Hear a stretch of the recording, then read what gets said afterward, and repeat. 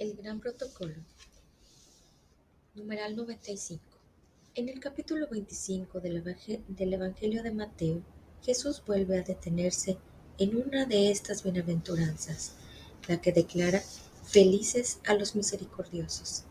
Si buscamos esa santidad que agrada a los ojos de Dios, en este texto hallamos precisamente un protocolo sobre el cual seremos juzgados, porque tuve hambre y me distes de comer, tuve sed y me distes de beber.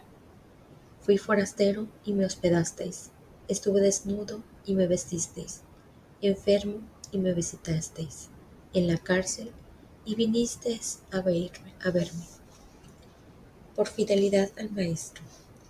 Por lo tanto, ser santos no significa blanquear los ojos en un supuesto éxtasis. Decía San Juan Pablo II, que si verdaderamente hemos partido de la contemplación de Cristo, tenemos que saberlo descubrir sobre todo en el rostro de aquellos con los que Él mismo ha querido identificarse. El texto de Mateo no es una simple invitación a la caridad, es una página de cristología que ilumina el misterio de Cristo. En este llamado a reconocerlo en los pobres y sufrientes se revela el mismo corazón de Cristo, sus sentimientos y opciones más profundas, con las cuales todo santo intenta configurarse.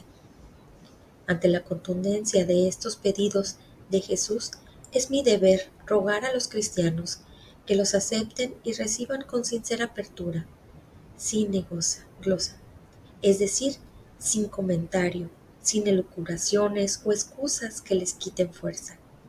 El Señor nos dejó bien claro que la santidad no puede entenderse ni vivirse al margen de estas exigencias suyas, porque la misericordia es el corazón palpitante del Evangelio.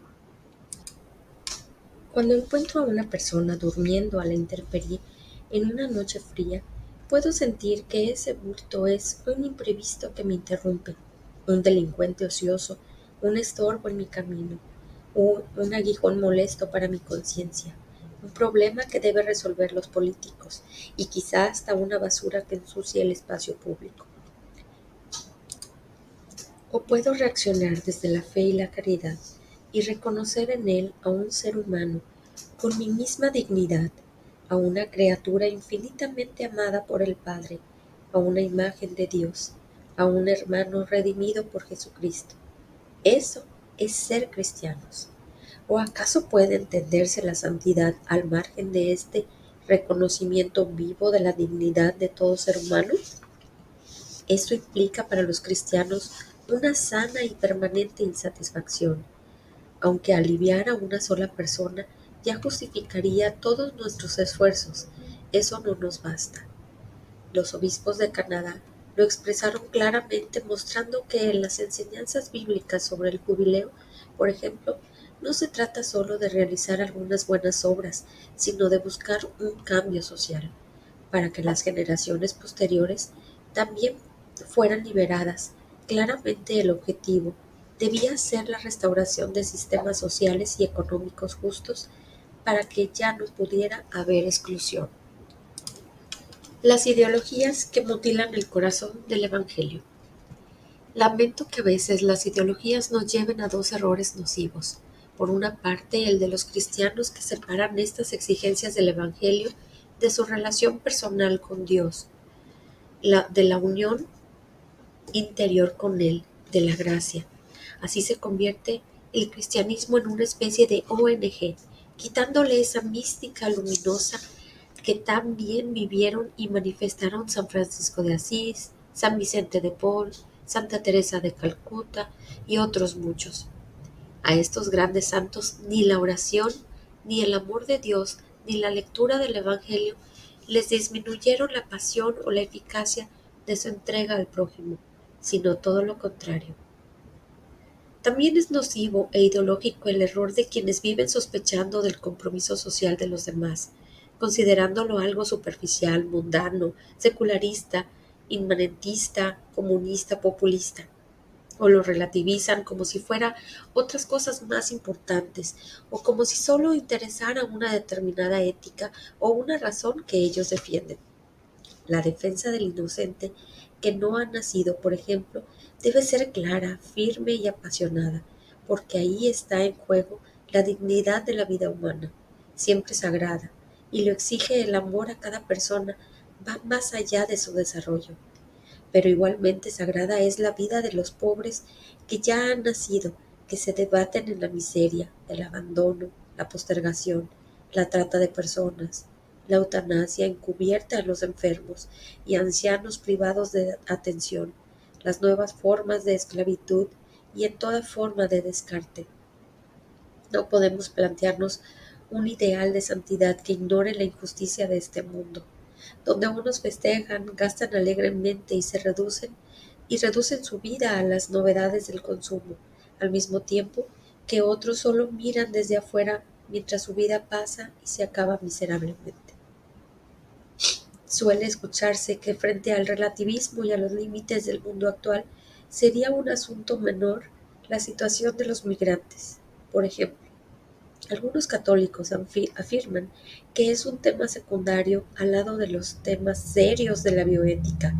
Que diga algo así un político preocupado por sus éxitos se puede comprender, pero no un cristiano, a quien solo le cabe la actitud de ponerse en los zapatos de ese hermano que arriesga su vida para dar un futuro a sus hijos. Podemos reconocer que es precisamente eso lo que nos reclama Jesucristo cuando nos dice que Él mismo lo recibimos en cada forastero. San Benito lo había asumido sin vueltas, y aunque eso pudiera complicar la vida de los monjes, estableció que a todos los huéspedes que se presentaran en el monasterio se los acogiera como a Cristo, expresándolo aún con gestos de adoración, y que a los pobres y peregrinos se los tratara con el máximo cuidado y solicitud. Algo semejante plantea el Antiguo Testamento cuando dice: "No maltratarás ni oprimirás al emigrante, pues emigrantes fuisteis vosotros en la tierra de Egipto". Éxodo 22:20. Si un emigrante reside con vosotros en vuestro país, no lo oprimiréis. El inmigrante que reside entre vosotros será para vosotros como el indígena. Lo amarás como a ti mismo, porque emigrantes fuisteis en Egipto. Levítico 19:33 al 34. Por lo tanto, no se trata de un invento de un papa o de un delirio pasajero. Nosotros también, en el contexto actual, estamos llamados a vivir el camino de iluminación espiritual que nos presenta el profeta Isaías cuando se preguntaba qué es lo que le agrada a Dios. Partir tu pan con el hambriento, hospedar a los pobres sin techo, cubrir a quienes ves desnudo y no desatenderte de los tuyos. Entonces surgirá tu luz como la aurora. El culto que más le agrada. Podríamos pensar que damos gloria a Dios solo con el culto y la oración, o únicamente cumpliendo algunas normas éticas. Es verdad que el primado es la relación con Dios, y no olvidemos que el criterio para evaluar nuestra vida es ante todo lo que hicimos con los demás. La oración es preciosa si alimenta una entrega cotidiana de amor. Nuestro culto agrada a Dios cuando ahí llevamos los intentos de vivir con generosidad y cuando dejamos que el don de Dios que recibimos en Él se manifieste en la entrega a los hermanos.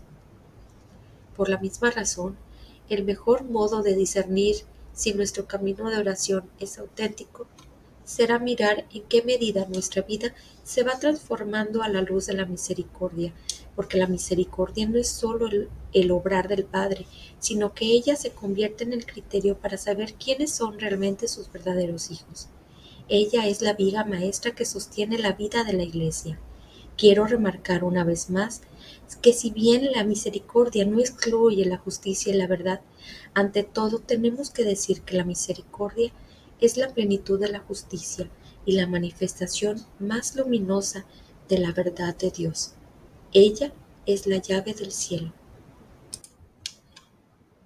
No puedo dejar de recordar aquella pregunta que se hacía Santo Tomás de Aquino cuando se planteaba cuáles son nuestras acciones más grandes, cuáles son las obras externas que mejor manifiestan nuestro amor a Dios. Él respondió sin dudar que son las obras de misericordia con el prójimo, más que los actos de culto. No adoramos a Dios con sacrificios y dones exteriores por Él mismo, sino por nosotros y por el prójimo. Él no necesita nuestros sacrificios, pero quiere que se los ofrezcamos por nuestra devoción y para la utilidad del prójimo. Por eso, la misericordia que socorre los defectos ajenos es el sacrificio que más le agrada, ya que causa más de cerca la utilidad del prójimo. Quien de verdad quiera dar gloria a Dios con su vida, quien realmente anhele santificarse para que su existencia glorifique al Santo, está llamado a obsesionarse, desgastarse y cansarse intentando vivir las más obras de misericordia. Esto es lo que había comprendido muy bien Santa Teresa de Calcuta. Sí, tengo muchas debilidades humanas, muchas miserias humanas, pero Él baja y nos usa, a usted y a mí, para hacer su amor y su compasión en el mundo, a pesar de nuestros pecados, a pesar de nuestras miserias y defectos. Él depende de nosotros para amar al mundo y demostrarle lo mucho que lo ama. Si nos ocupamos demasiado en nosotros mismos, no nos quedará tiempo para los demás. El consumismo hedonista puede jugarnos una mala pasada, porque en la obsesión por pasarla bien, terminamos excesivamente concentrados en nosotros mismos, en nuestros derechos y en la desesperación por tener tiempo libre para disfrutar. Será difícil que nos ocupemos y dediquemos energías a dar una mano a los que están mal si no cultivamos una cierta austeridad, si no luchamos contra esa fiebre que nos impone la sociedad de consumo para vendernos cosas y que termina convirtiéndonos en pobres insatisfechos que quieren tenerlo todo, probarlo todo. También el consumo de información superficial y las formas de comunicación rápida y virtual pueden ser un factor de atontamiento que se lleva todo nuestro tiempo y nos aleja de la carne sufriente de los hermanos.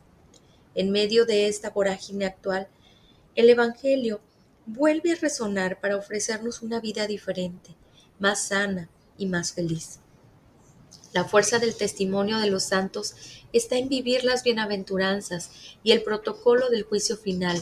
Son pocas palabras sencillas, pero prácticas y válidas para todos, porque el cristianismo es principalmente para ser practicado, y si es también objeto de reflexión, eso solo es válido cuando nos ayuda a vivir el Evangelio en la vida cotidiana.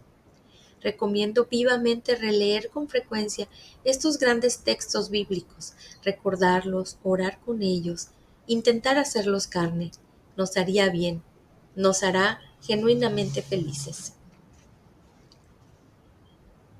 Capítulo 4. Algunas notas de la santidad en el mundo actual. Dentro del gran marco de la santidad que nos proponen las bienaventuranzas, quisiera recoger algunas notas o expresiones espirituales que a mi juicio no deben faltar para entender el estilo de vida al que el Señor nos llama. No me detendré a explicar los medios de santificación que ya conocemos, los distintos métodos de oración, los preciosos sacramentos de la Eucaristía y la reconciliación, la ofrenda de sacrificios, las diversas formas de devoción, la dirección espiritual y tantos otros. Solo me referiré a algunos aspectos del llamado a la santidad que espero resuenen de modo especial. Estas notas que quiero destacar no son todas las que pueden conformar un modelo de santidad, pero son 5 grandes manifestaciones del amor a Dios y al prójimo que considero de particular importancia, debido a algunos riesgos y límites de la cultura de hoy. En ellas se manifiesta la ansiedad nerviosa y violenta que nos dispersa y nos debilita, la negatividad y la tristeza, la asedia cómoda, consumista y egoísta, el individualismo y tantas formas de falsa espiritualidad, sin encuentro con Dios, que reinan en el mercado religioso actual. Aguante, paciente y mansedumbre. La primera de estas grandes notas es estar centrado, firme en torno a Dios que ama y sostiene. Desde esa firmeza interior es posible aguantar, soportar las contrariedades, los vaivenes de la vida y también las agresiones de los demás, sus infidelidades y defectos. Si Dios está con nosotros, ¿quién estará contra nosotros? Romanos 8:31. Esto es fuente de la paz que se expresa en las actitudes de un santo. A partir de tal solidez interior, el testimonio de santidad en nuestro mundo acelerado, voluble y agresivo está hecho de paciencia y constancia en el bien. Es la fidelidad del amor, porque quien se apoya en Dios también puede ser fiel frente a los hermanos. No los abandona en los malos momentos, no se deja llevar por su ansiedad y se mantiene al lado de los demás aun cuando eso no le brinde satisfacciones inmediatas. San Pablo invita a los romanos a no devolver a nadie mal por mal, a no querer hacerse justicia por vuestra cuenta, y a no dejarse vencer por el mal, sino vencer al mal con el bien.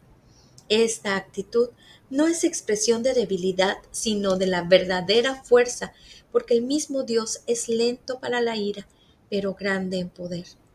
La palabra de Dios nos reclama: desterrad de vosotros la amargura, la ira, los enfados e insultos y toda maldad. Efesios 4:31. Hace falta luchar y estar atentos frente a nuestras propias inclinaciones agresivas y egocéntricas para no permitir que se arraiguen. Si os indignáis, no lleguéis a pecar, que el sol no se ponga sobre vuestra ira. Cuando hay circunstancias que nos abruman, siempre podemos recurrir al ancla de la súplica, que nos lleva a quedar de nuevo en las manos de Dios y junto a la fuente de la paz. Nada os preocupe, sino que en toda ocasión, en la oración y en la súplica, con acción de gracias, vuestras peticiones sean presentadas a Dios. Y la paz de Dios, que supera todo juicio, custodiará vuestros corazones.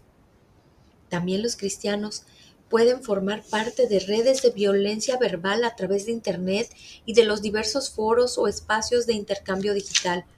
Aún en medios católicos se puede perder los límites. Se suelen naturalizar la difamación y la calumnia, y parece quedar fuera toda ética y respeto por la fama ajena. Así se produce un peligroso dualismo, porque en estas redes se dicen cosas que no serían tolerables en la vida pública y se buscan compensar las propias insatisfacciones, descargando con furia los deseos de venganza. Es llamativo que a veces, pretendiendo defender otros mandamientos, se pasa por alto completamente el octavo: no levantar falso testimonio ni mentir, y se destroza la imagen ajena sin piedad. Allí se manifiesta con descontrol que la lengua es un mundo de maldad y, encendida por el mismo infierno, hace arder todo el ciclo de la vida. La firmeza interior, que es obra de la gracia, nos preserva de dejarnos arrastrar por la violencia que invade la vida social, porque la gracia aplaca la vanidad y hace posible la mansedumbre del corazón. El santo no gasta sus energías lamentando los errores ajenos, es capaz de hacer silencio ante los defectos de sus hermanos y evita la violencia verbal que arrasa y maltrata, porque no se cree digno de ser duro con los demás, sino que los considera como superiores a uno mismo. No nos hace bien mirar desde arriba, colocarnos en el lugar de jueces sin piedad, considerar a los otros como indignos y pretender dar lecciones permanentemente. Esa es una forma sutil de violencia.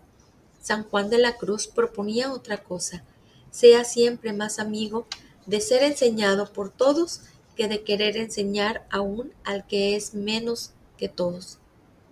Y agregaba un consejo para tener lejos al demonio: gozándote del bien de los otros como de ti mismo, y queriendo que los pongan a ellos delante de ti en todas las cosas, y esto con verdadero corazón. De esta manera vencerás el mal con el bien y echarás lejos al demonio y traerás alegría de corazón. Procura ejercitarlo más con los que menos te caen en gracia, y sabe que si no ejercitas esto, no llegarás a la verdadera caridad ni aprovecharás en ella. La humildad solamente puede arraigarse en el corazón a través de las humillaciones. Sin ellas no hay humildad ni santidad. Si tú no eres capaz de soportar y ofrecer algunas humillaciones, no eres humilde y no estás en el camino de la santidad. La santidad que Dios regala a su iglesia viene a través de la humillación de su Hijo. Ese es el camino. La humillación te lleva a asemejarte a Jesús. Es parte ineludible de la imitación de Jesús. Cristo padeció por vosotros, dejándonos un ejemplo para que sigáis sus huellas. Primera de Pedro capítulo 2 versículo 21. Él a su vez expresa la humildad del Padre, que se humilla para caminar con su pueblo, que soporta sus infidelidades y murmuraciones. Por esta razón los apóstoles, después de la humillación, salieron del Sanedrín, dichosos de haber sido considerados dignos de padecer por el nombre de Jesús. Hechos 5:41. No me refiero solo a las situaciones crudas de martirio, sino a las humillaciones cotidianas de aquellos que callan para salvar a su familia o evitan hablar bien de sí mismos y prefieren exaltar a otros en lugar de gloriarse, eligen las tareas menos brillantes e incluso a veces prefieren soportar algo injusto para ofrecerlo al Señor. En cambio, que aguantéis cuando sufrís por hacer el bien, eso es una gracia de parte de Dios. No es caminar con la cabeza baja, hablar poco o escapar de la sociedad. A veces, precisamente porque está liberado del egocentrismo, alguien puede atreverse a discutir amablemente, a reclamar justicia o a defender a los débiles ante los poderosos, aunque eso le traiga consecuencias negativas para su imagen.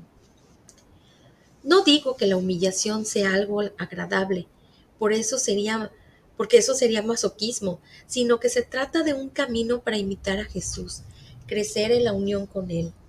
Esto no se entiende naturalmente y el mundo se burla de semejante propuesta. Es una gracia que necesitamos suplicar. Señor, cuando lleguen las humillaciones, ayúdame a sentir que estoy detrás de ti, en tu camino. Tal actitud supone un corazón pacificado por Cristo, liberado de esa agresividad que brota de un yo demasiado grande. La misma pacificación que obra la gracia nos permite mantener una seguridad interior y aguantar, perseverar en el bien, aunque camine por cañadas oscuras. Salmo 23:4. O si un ejército acampa contra mí. Salmo 27:3. Firmes en el Señor, la roca, podemos cantar. En paz me acuesto y enseguida me duermo, porque tú solo, Señor, me haces vivir tranquilo. En definitiva, Cristo es nuestra paz. Efesios 2:14. Vino a guiar nuestros pasos por el camino de la paz. Lucas 1:79. Él transmitió a Santa Faustina Kowalska que la humanidad no encontrará paz hasta que no se dirija con confianza a la misericordia divina. Entonces no caigamos en la tentación de buscar la seguridad interior en los éxitos, en los placeres vacíos, en las posesiones, en el dominio sobre los demás o en la imagen. Os doy mi paz, pero no como la da el mundo. Juan 14:27. Alegría y sentido del humor. Lo dicho hasta ahora no implica un espíritu apocado, tristón, agriado, melancólico o un bajo perfil sin energía. El santo es capaz de vivir con alegría y sentido del humor, sin perder el realismo, ilumina a los demás con un espíritu positivo y esperanzado. Ser cristianos es gozo en el Espíritu Santo. Romanos 14:17. Porque al amor de caridad le sigue necesariamente el gozo, pues todo amante se goza en la unión con el amado. De ahí que la consecuencia de la caridad sea el gozo. Hemos recibido la hermosura de su palabra y la abrazamos en medio de una gran tribulación, con la alegría del Espíritu Santo. Primera de Tesalonicenses capítulo 1 versículo 6. Si dejamos que el Señor nos saque de nuestro corazón y nos cambie la vida, entonces podremos hacer realidad lo que pedía San Pablo. Alegraos siempre en el Señor. Os lo repito, alegraos. Filipenses 4:4. Los profetas anunciaban el tiempo de Jesús que nosotros estamos viviendo como una revelación de la alegría. Gritad jubilosos, Isaías 12:6. Súbete a un monte elevado, heraldo de Sión. alza fuerte la voz, heraldo de Jerusalén. Isaías 49. Romped a cantar, montañas, porque el Señor consuela a su pueblo y se compadece de los desamparados. Salta de gozo, Sión, alégrate, Jerusalén.